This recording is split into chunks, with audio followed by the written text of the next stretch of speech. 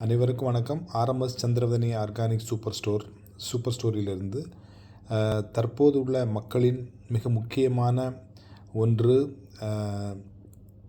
நீரிழிவு நோயை எப்படி கட்டுக்குள் வைப்பது, அதே போன்று உணவு பழக்க வழக்கங்களை எப்படி கடைப்பிடிப்பது என்று ஒரு முக்கியமான பதிவை பகிர உள்ளேன் தற்போது.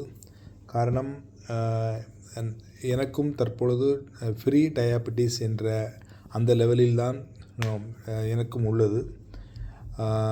கடந்த 1 மாதங்களுக்கு மேலாக நான் தினமும் காலையில் அலுவலகத்திற்கு செல்லும் முன்பு இரவில் ஊற வைத்த வெந்தய தண்ணீரை 1 கப் தண்ணீரை அருந்திவிட்டு செல்வேன்.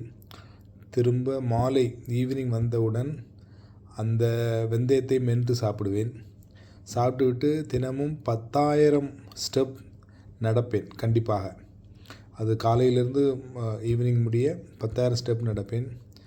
தொடர்ந்து 15 நாளுக்கு ஒரு முறை என்னுடைய சுகர் டயபெட்டிஸ் லெவலை செக் செய்த போது அது நார்மல் கட்டுக்குள் இருக்கிறதை கண்டறிந்தேன்.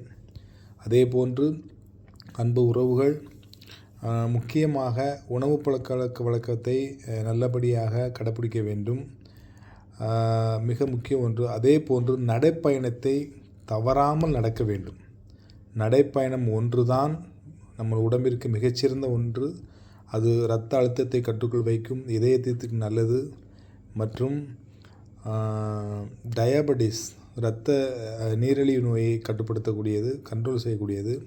கண்டிப்பாக உறவுகள் அனைவரும் நடைப்பயிற்சிக்கு முக்கியத்துவம் அளிக்கும்படி அன்புடன் கேட்டுக்கொள்கிறேன். தற்போதுள்ள காலகட்டங்களில் வெயில் அதிகமாக இருப்பதால் மாலை நேரங்களில் 5 மணிக்கு மேலாவது அல்லது காலை 7 மணிக்கு முன்பு நடைப்பயணத்தை தொடரும்படி அன்புடன் கேட்டுக்கொள்கிறோம். உங்களது ஆரோக்கியமே உங்களது நலம்.